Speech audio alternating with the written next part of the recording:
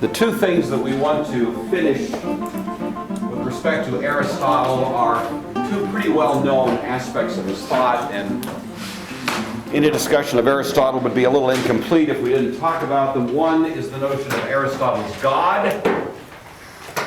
I'll put it in quotes because this is not to be confused with the God that you worship as a Christian.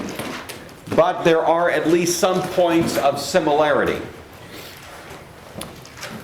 And even saying that involves me in a certain degree of controversial assertion. But the heresy detector didn't zap yet, so I'm going to push my luck.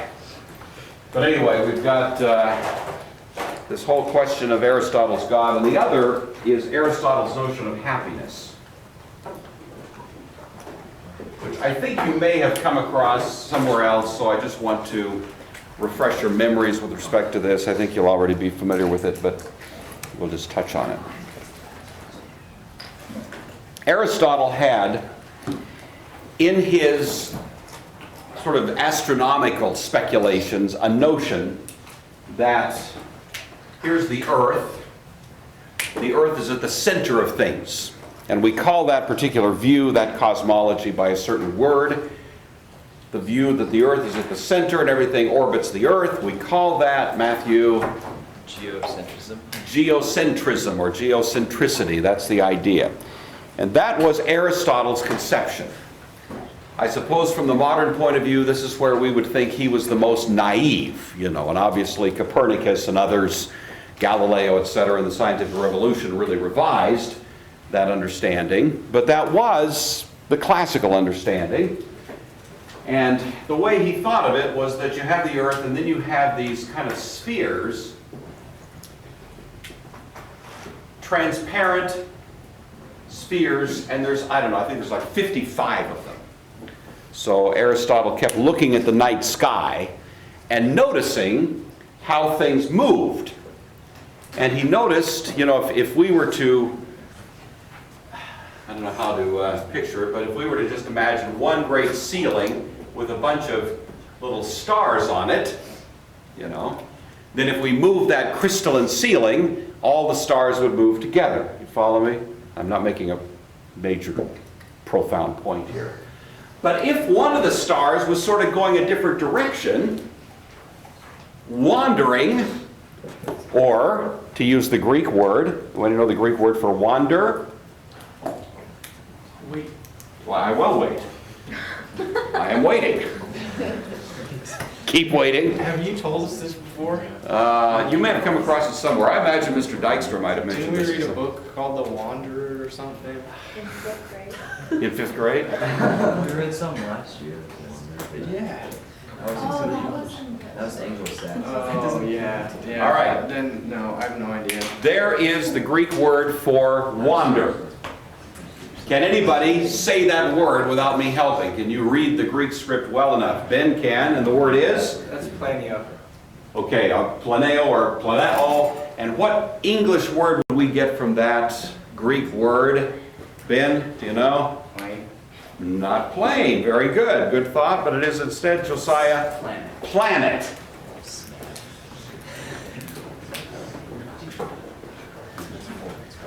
And so from the ancient point of view, planets wandered.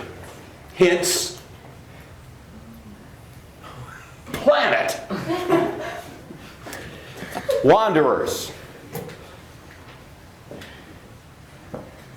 So I look at the night sky, and I see all the stars more or less moving together in concert, and then I see this one weird planet, or one weird star, going off in a direction by itself.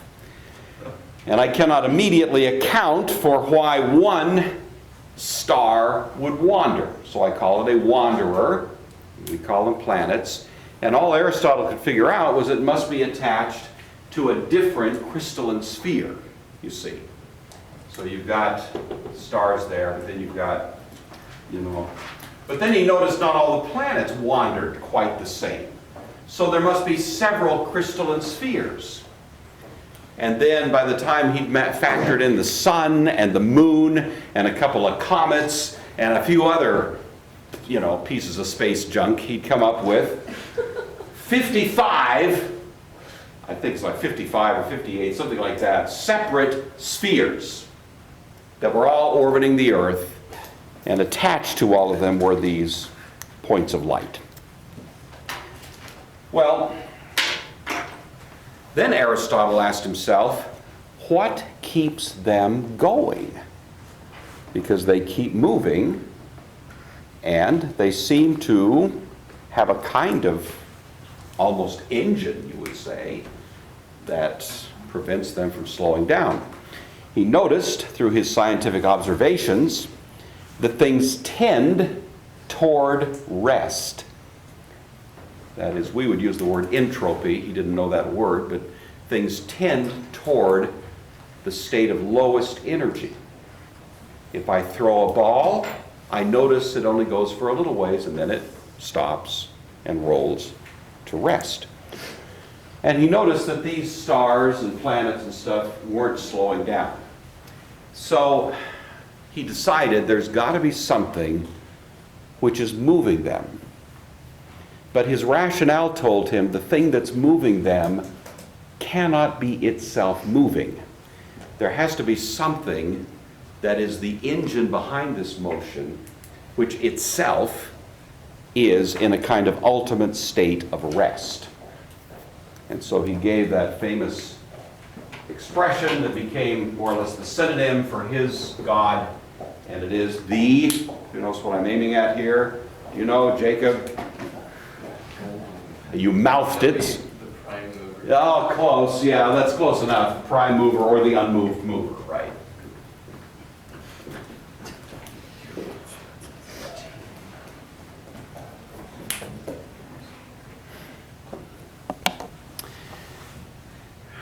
So for Aristotle, it was a rational necessity that there be some kind of ultimate principle or being or some such thing that accounts for the motion that I see in the universe and is itself not being pushed by anything.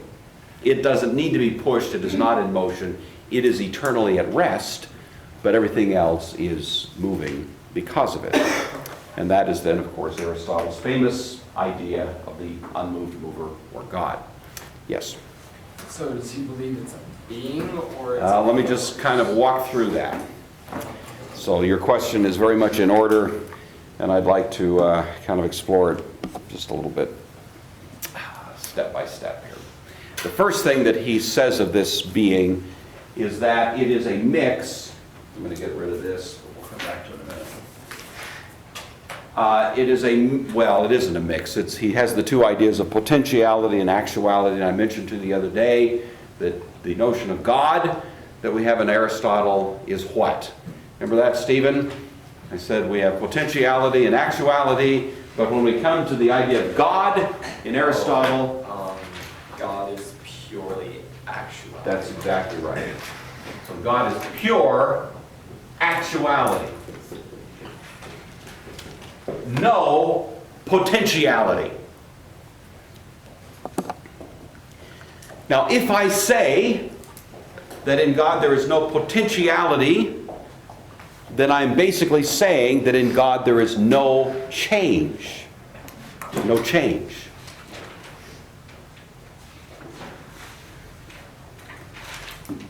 Because this being is unmoved. And if there were change, that would imply motion, right? So this being is static and eternal. And then Aristotle thought about, well, if this being is static and eternal and unmoved and pure actuality and no potentiality, what is he doing? And the answer to the question, if you're describing such a being, is this God is doing what? Laura? I was thinking nothing. Nothing. Well, that's almost correct. He has to be doing something, But Aristotle is struggling with the fact that he can't be doing anything that would involve any change in his being. And so Aristotle thinks to himself, what is he doing? Well, he's thinking, but he can't be thinking about the creation. He can't be thinking about us, because if, for example, he's thinking about this class in philosophy, then he would realize that by the time this lecture is over, you are much more brilliant than you were when it began. Right?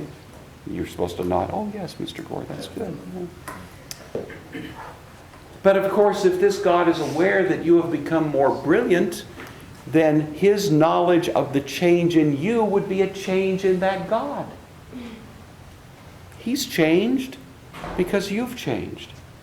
So this God has to be eternally unaware of you. So what is he aware of? Sarah, if this eternal unmoved mover is eternally unaware of you, but is aware of something, then the only thing that he could be aware of would be himself.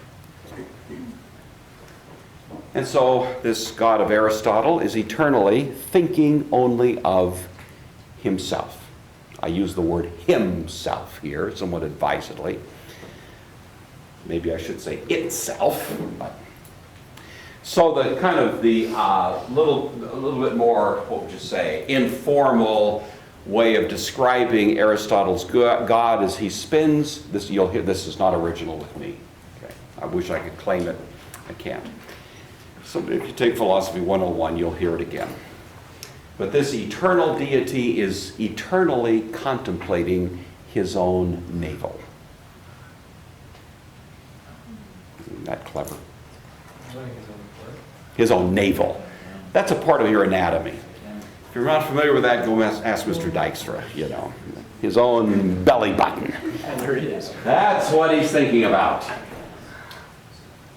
So, and you see what the problem Aristotle has is that this is the only way that he can conceive of an unmoved mover.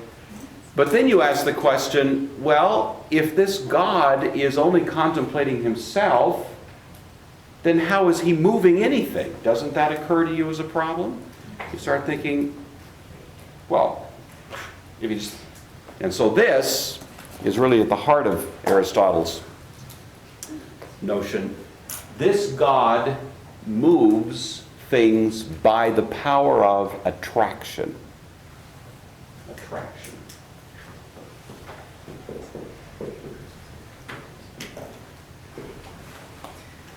Something like a magnet. Or maybe even better, something like, you know, the Mona Lisa. You go to the museum and you walk up to the Mona Lisa and you notice people are attracted to it. The Mona Lisa is not doing anything. She's just hanging there on the wall. She's not even contemplating, well, I won't go there, but she's just hanging on the wall, you know. But everybody's drawn to her. The power of attraction. And in some sense, that's what Aristotle thinks is going on with the unmoved mover. Sidney? So does he believe that his God is in the center of the universe? Yes. So how does that play in with the geocentrism? That in sense, this God is metaphysically at the center, not necessarily geographically at the center, but in a sense, yes, this God is at the center of things. But he's speaking here in a metaphysical sense. So he's not saying if you drill a hole down to the middle of the universe, you'll find God, or in the middle of the earth, you'll find God. But in some metaphysical sense, yes, that would be the idea.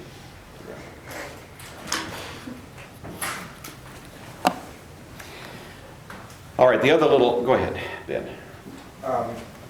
If he's, so basically he spent an eternity thinking about his navel. Yes. Has he figured out anything about his navel? So has he always known something about his navel? Or is he completely oblivious to what This God has always been there. This God is uncreated. This God is eternal. And so you can't say this God is learning anything, but is gathering complete. And by the way, maybe I should say this. Aristotle didn't use the expression contemplating his navel. Okay, that's not Aristotelian. But Aristotle did say he was contemplating himself. And Aristotle would say that this God is doing so in a state of perfect bliss. So this... The goal of contemplating something is to find something out. And if you Yeah, well, that's for a human being. But if you happen to be this God, then you don't have to figure anything out. You know it all. Okay, So you're basically he's constantly reviewing everything he knows about himself. I guess so. Yeah. Okay. Right. All right. This God, therefore, moves the universe through the power of attraction. He's not moving like pushing, it's not that. It's just there, and by the power of his being, things are moving. And the other little piece that's extremely important to get in this kind of idea of Aristotle is that this God creates involuntarily and, in a sense, unconsciously. It is involuntary.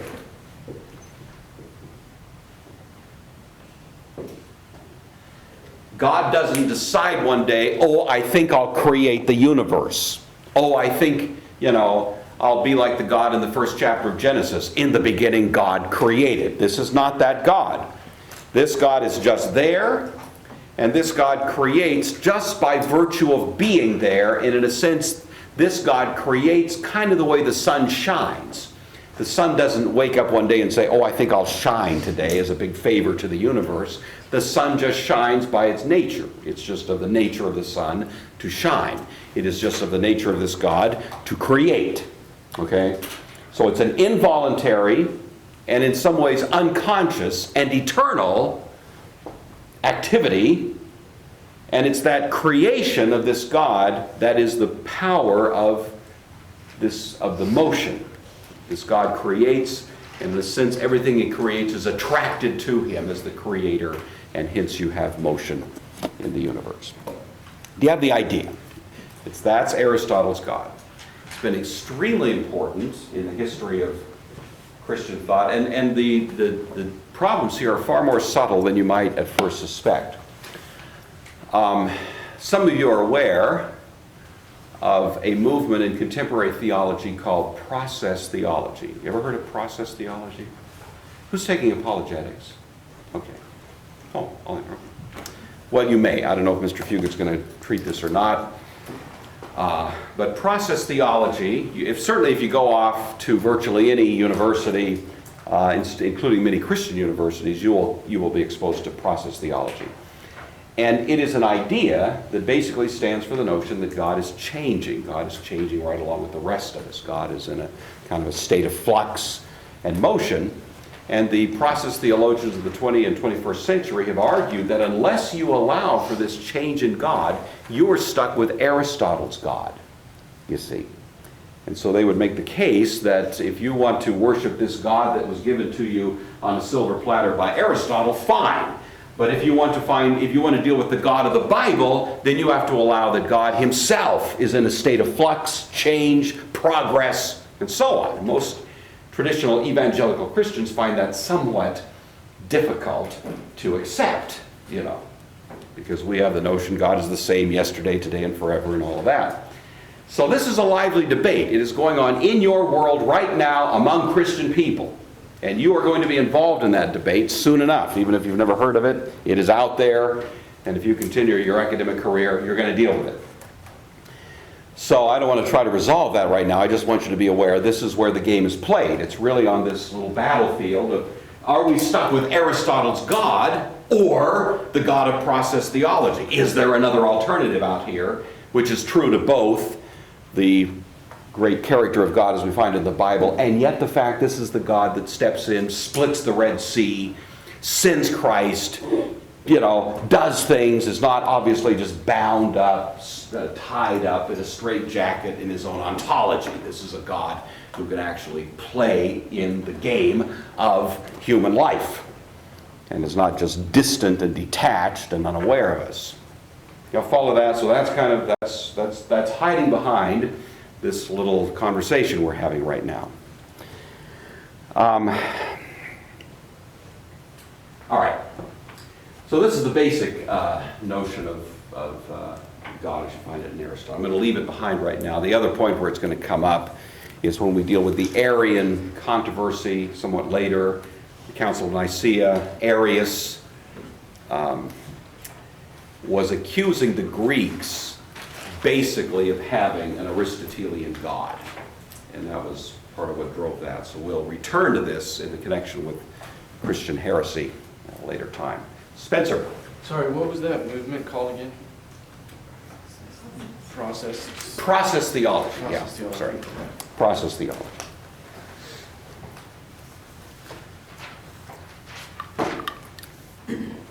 Yes. What was Aristotle's eschatology? Like, what did he believe happened at the end? Aristotle, as near as we can tell, does not have an eschatology in the sense that you mean the word, like an end of history or something like that. I think, not that Aristotle talks about it much, because remember, it was a Jewish and Christian innovation that history is going somewhere. You don't find that in the Greeks, okay? What you find in the Greeks is a cyclical view of history. Plato has a cyclical view. Aristotle is not so much cyclical, but it's certainly static. And there's no robust idea in Aristotle of progress and a consummation of history or any such thing, you know. So his eschatology would not be nearly as well defined as what you would have in mind, Josiah. Because Yeah. didn't Plato believe in reincarnation? He did, and that was part of that cyclical. Okay, so would Aristotle take a similar? You know, Aristotle doesn't, I'm not aware of Aristotle teaching reincarnation. I don't believe he did. And part of the reason is he did not have the same notion of the soul that Plato did. Plato had a very distinct idea of the soul coming from the ideal world. For Aristotle, the soul is almost as material as the body. It's just a different kind of material. So he doesn't have that same scheme in that sense.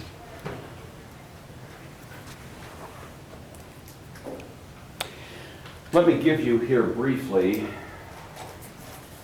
Aristotle's proofs. This would be his theistic proofs. There's 4 in particular that have been important. And I want you to note these because I'll refer to them at some time in the future, especially when we get to Thomas Aquinas. And he goes back to these. The proofs that Aristotle gives for a God.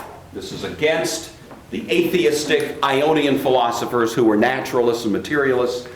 Aristotle does believe that there must be a God, and his first proof is what we would call commonly the teleological argument.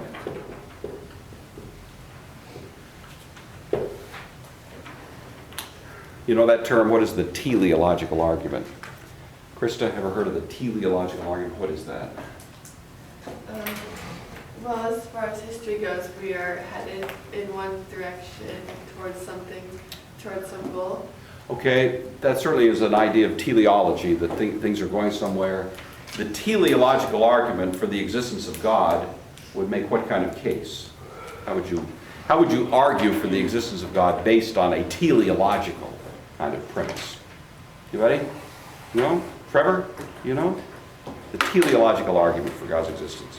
I think the teleological argument is something of that there's order. Yes, That's right. So make the argument.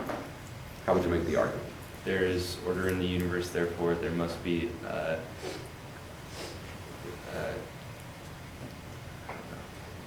there must be a God, but Okay. it must be some being that All right. already has order. Okay. Well, you're giving a very truncated form of it, but that's the idea. I see design. Design implies a designer. I look at the watch on my wrist here. I see it has the evidence of design. I immediately and more or less intuitively know that this thing had to have been designed by somebody. I didn't just throw the pieces of scrap iron into the dryer, flip it on for 10 years, and out came a watch. It didn't work that way. Somebody somewhere actually engineered this little deal. And so I look at the incredible complexity of the universe around me. I look at the human eyeball, for example, which is incredibly more complex than the wristwatch on my arm. And I say, well, if there had to be design here, then a fortiori there certainly had to be design in terms of the human eyeball, let alone DNA, let alone, all the other stuff. So it's that kind of argument, right? You should be familiar with that. The argument from design. Aristotle makes that case. Design in the universe implies there must be some sort of intelligence somewhere that is imprinting design on the universe as I find it outside myself. Second argument, the argument from first cause.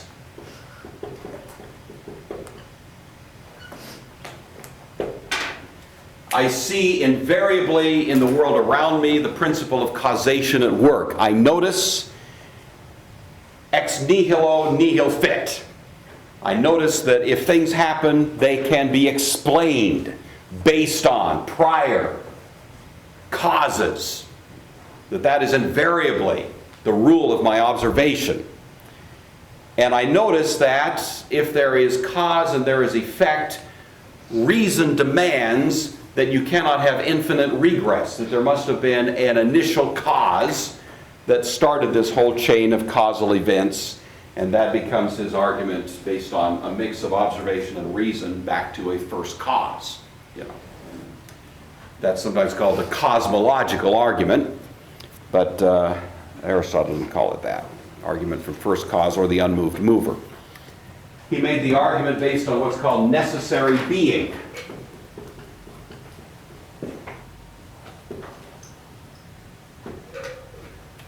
Necessary being, in very short terms, is this. If something exists now, something must have existed eternally. Simple as that. Really an exercise of reason. Because if something exists now and something did not exist eternally, then there must have been a moment when there was nothing. Nothing. No space, no time. Think about that. Let your mind go there for a minute. Think about nothing. Think about empty space with nothing in it. Okay? Let your mind just go there. Think that all there is space. The expanse with nothing in it. Not a particle, not a dust mite in it. Now think to yourself, no space.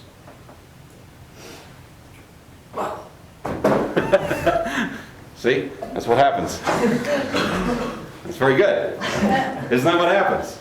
The human mind is actually not even able to contemplate such a thing.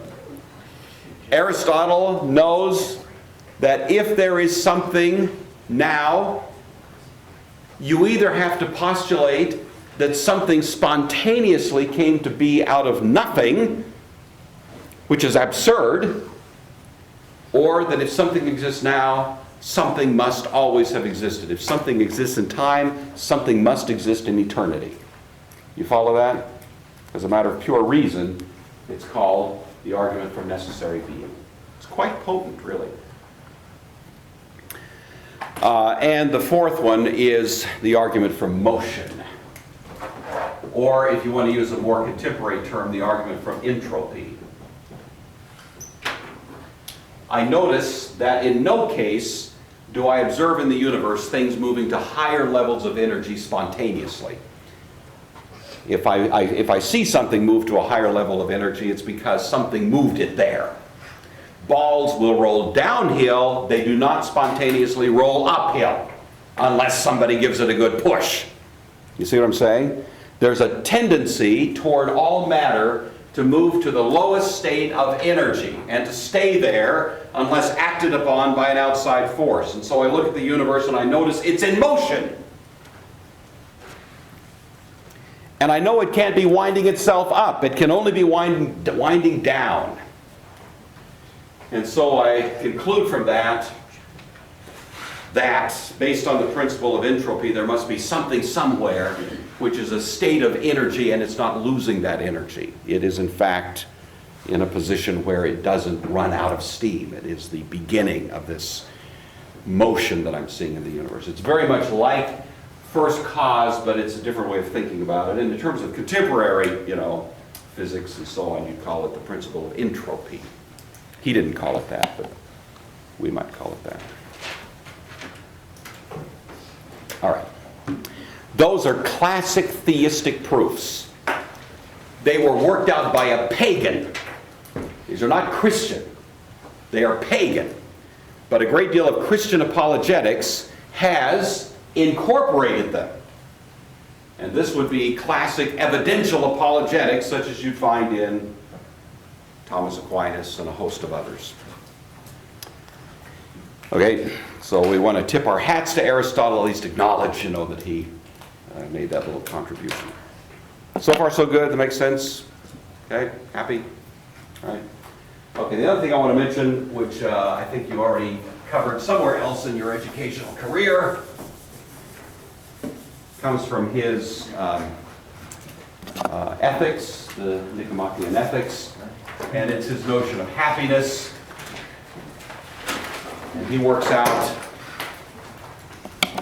and this is, by the way, fundamental to a great deal of his thought. He's very concerned about human purpose, human meaning, and ultimately the best answer he can give for why we're here and what we're about is to be happy, So he actually wrote a cute little song that you may have heard, and the words of it are something like, "Don't worry, be happy." Straight from Aristotle. It's a great song, isn't it? We should make it the Oaks Fight song, don't you think?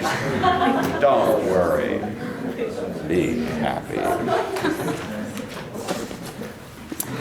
Well, Aristotle gave us the notion of happiness. And he said there are 4 levels of happiness.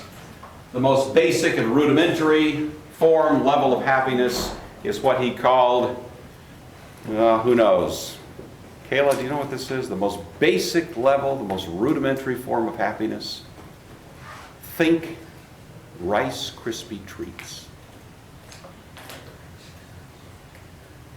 The most fundamental level of happiness is? Megan? Experience through your senses. All right, or just pleasure.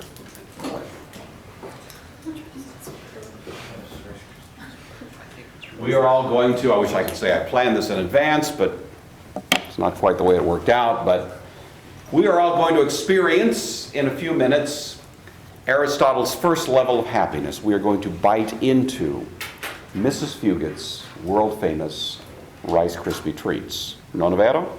See? Yeah, that's going to happen. And we are going to feel pleasure. And that pleasure is going to translate for us into an experience that we call, in some sense, happiness. But there's a downside to pleasure as the basis for happiness. And that downside risk really comes down to what? Spencer, what do you think? What's the problem? The problem is it doesn't last. It doesn't last. That's one problem. There's another problem, kind of related to it. Joe, what do you think? Do you like Rice Krispie treats? Yes. Yeah. So you eat one and you think, wow, that really was good. I think I'll do what? Eat another. Eat another. And then you do what? You eat another one. And then what happens? And then you're not satisfied. Then you're not very happy anymore. Then you're kind of sick, This is called the hedonistic paradox. Pleasure will create a certain amount of happiness, but if you keep pursuing the pleasure, eventually it becomes painful. And so while Aristotle appreciates that there's happiness that flows from pleasure, he knows that the more profound happiness in life comes from other places. So the next level of happiness, a little more profound, beyond pleasure, is what? What's his next level? Have you covered this before? You've covered this somewhere. Oh, you haven't? I thought somebody had nodded their head yes when I mentioned this. All right, so what do you think? Any ideas, any theories what the next level of happiness would be?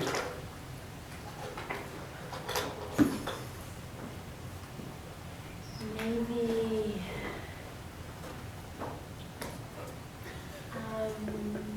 love? Love! Marriage!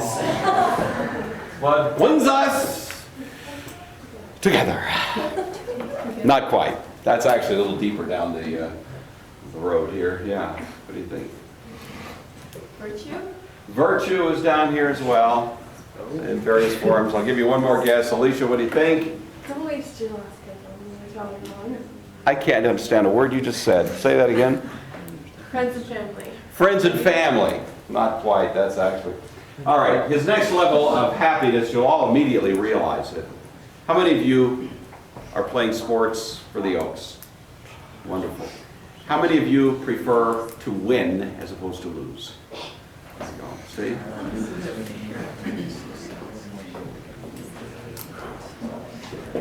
Aristotle realizes that if you go into a competitive situation, you prefer to win.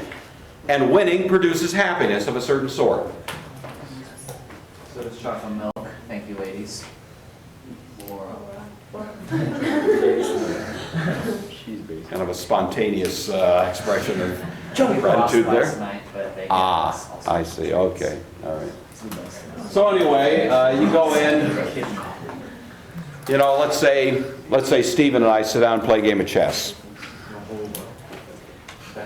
We go into this game, we both want to win. I, of course, do win. And that happens to make me happy. The problem, of course, with happiness based on this premise is what? What's the problem? Stephen, what's the difficulty with my happiness based on winning and defeating you at chess, which I certainly would do? I'm sure because you pain, because we cause me pain. All right. I lost. It is called a zero-sum form of happiness. My happiness is at somebody else's expense. We have produced an equal and opposite amount of unhappiness in the world in order to generate my experience of happiness. So it also is a little bit self-defeating. But it's certainly a kind of happiness. The third kind, I'll just give these to you briefly, is giving. Some of you were inching toward this one. Aristotle never read Jesus, but he would agree with Jesus when Jesus said, it is more blank to blank than blank blank. It's a great, well-known statement from Jesus. And how does it go, Jordan? Thank you. And can you finish the thought? Can you fill in the blanks of my verse there? It is more blank than blank. What is that? Jesus says it's related to this theme. More blessed to give. Thank you. Yes, more blessed to give than to receive. And the final one is great cause, to attach yourself to some great purpose. Something bigger than yourself. And he realizes that's the highest and most profound. You know, I teach at the Oaks. I get all kinds of happiness because ever so often people bring Rice Krispie treats to school. Jordan, you may go ahead. So that brings me a certain amount of happiness. Sometimes I play chess. Not very often, to be honest with you. And occasionally win. You know, that brings me happiness. But of course, I hate to see these poor students with tears running down their face in a state of, anxiety. I find that the Oaks is a place where I can give. And maybe you find the same thing. And that produces a certain amount of happiness. But I have to say, one of the... I'm over here. Don't pay attention to the man behind the curtain. He doesn't. But the deepest sense of happiness that I get from being involved at the Oaks is believing that I'm attached to some great purpose. I know that someday in the wonderful Oaks institution Oaks in 200 years is going to be like Harvard. It's going to be a nationally renowned center of academic achievement. And I know that in that place there is going to be the Mr. Gore Memorial Men's Room, right? You know that? Emblazoned on the door. And I believe in that purpose. And it gives me some sense of higher value, higher happiness.